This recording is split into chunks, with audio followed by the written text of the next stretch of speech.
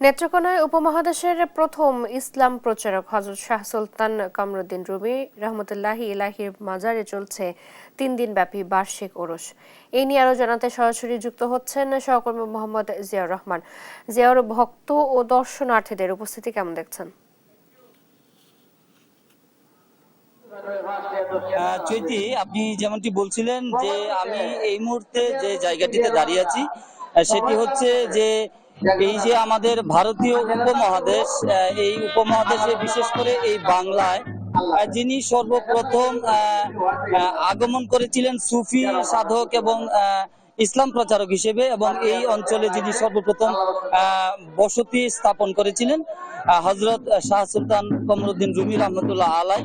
তো উনার যে মাজার প্রাঙ্গণ, এই মাজার প্রাঙ্গণে কিন্তু প্রতি বছর এই সময়টি এলে 3 দিন ব্যাপী কিন্তু ওরস শরীফ পালন করা হয়, এবং এখানে মাজার কমিটি রয়েছে। এই মাজার কমিটি এই ওরসের আয়োজন করে থাকেন, এবং এই ওরসকে কেন্দ্র করে কিন্তু দেশে এবং বিদেশের হাজার হাজার, বিশেষ করে লাখো ভক্তদের আগমন এখানে ঘটে।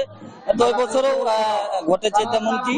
পাশাপাশি এখানে কিন্তু একটি পণ্য মেলার আয়োজন করা হয়েছে উরস উপলক্ষে। এটি প্রতি বছরই হয়ে থাকে। এখানে দেশীয় বিভিন্ন পণ্যের কিন্তু প্রায় কয়েক শত স্টল কিন্তু এখানে বসেছে। তো আমি যদি বলি, এই মাজার কমিটির সভাপতি জেলা প্রশাসক যিনি, তিনি কিন্তু সভাপতি হিসেবে দায়িত্ব পালন করছেন। এখানে বেশ কয়েকজন খাদেম রয়েছেন। আমি একটু আপনাদেরকে দেখাবো যে শাহ সুলতান কমরুদ্দিন রুমি, তিনি, আমরা যে বিষয়টি জানতে পেরেছি যে 445 হিজরি অর্থাৎ 1053 খ্রিস্টাব্দে তিনি এই মদনপুর এসে তিনি কিন্তু তার যে আস্তানা তিনি এখানে স্থাপন করেছিলেন, এবং সে থেকে কিন্তু এই অঞ্চলের যে হাজার হাজার ভক্তরা এখানে এসে ওনার কাছে তারা জিকির আজকার করেন, তার করুণা প্রার্থনা করেন।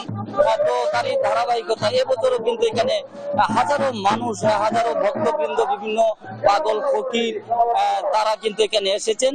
তারা এই যে উরসকে উপলক্ষ করে তারা কিন্তু তাদের যে মনের যে বাসনা, তাদের যে শুদ্ধ চিন্তা, তাদের যে এই আল্লাহর যে ওলি, তার কাছে যে তাদের প্রার্থনা, সেটি কিন্তু তারা পেশ করছেন। তো আমি এই মুহূর্তে একটু কথা বলবো এখানকার এই হযরত শাহ সুলতান কমরুদ্দিন রুমি রহমতুল্লাহ আলাইহির যে মাজার কমিটি, বিশেষ করে এই মাজারে যারা খাদেম আছেন তাদের একজন অন্যতম খাদেম জনাব মনসুর হাল্লাজ হলুদ মিয়া। আমি একটু জানবো এবছর উরস কেমন হচ্ছে এবং ভক্তদের আগমন কেমন লক্ষ্য করছেন। এবছর উরসটা যেহেতু রমজানের মাধ্যমে এবং দেশের বৈরিতার কারণে লোকজনের কিছু কম আগমন, দেশের অর্থনৈতিক অবস্থা ভালো না, সেই সুবাদে লোকজন কিছু কম আসছে।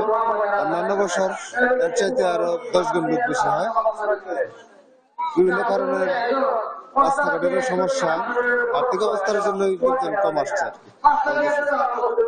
আপনারা শুনছিলেন যে এখানের যিনি খাদেম, তিনি কিন্তু বলছিলেন যে পবিত্র রমজান চলছে, যে কারণে এবছর বিদেশের ভক্ত যারা দেশের বিভিন্ন অঞ্চল থেকে যারা এখানে তারা আসেন, তারা কিন্তু একটু কম এসেছেন। তারপরেও আমি যে বিষয়টি দেখতে পেরেছি যে এখানকার যে আইন শৃঙ্খলা পরিস্থিতি নিয়ন্ত্রণের জন্য জেলা পুলিশের পক্ষ থেকে, জেলা প্রশাসনের পক্ষ থেকে তারা কিন্তু উরস শুরুর পূর্বেই তারা একটি প্রস্তুতি সভা করেছিল। সেই সবাই কিন্তু যাতে নির্বিঘ্নে এখানে প্রতি বছরের মতো উরসটি এবছরও উদযাপিত হয়, সেজন্য কিন্তু তারা পর্যাপ্ত নিরাপত্তা ব্যবস্থা এখানে রেখেছেন। আমরা সে বিষয়টি লক্ষ্য করেছি। পাশাপাশি এই অঞ্চল ছাড়া দেশের বিভিন্ন জায়গা থেকে হাজারো পাগল ফকির এবং ভক্তবৃন্দ তারা কিন্তু এখানে মাজার প্রাঙ্গণে এসে তারা জিকির আজকারে রত রয়েছেন, এবং সাধারণ মানুষও কিন্তু এখানে আসছেন। তো এই ছিল আমার কাছে নেত্রকোনার যে হযরত শাহ সুলতান কমরুদ্দিন রুমি রহমতুল্লাহ আলাইহির যে মাজার শরীফের এই বছরের উরস 3 দিন ব্যাপী, সেই উরসের সর্বশেষ পরিস্থিতি। জিয়াউর, ধন্যবাদ আপনাকে। নেত্রকোনা থেকে আমাদের সাথে যুক্ত ছিলেন সহকর্মী জিয়াউর রহমান।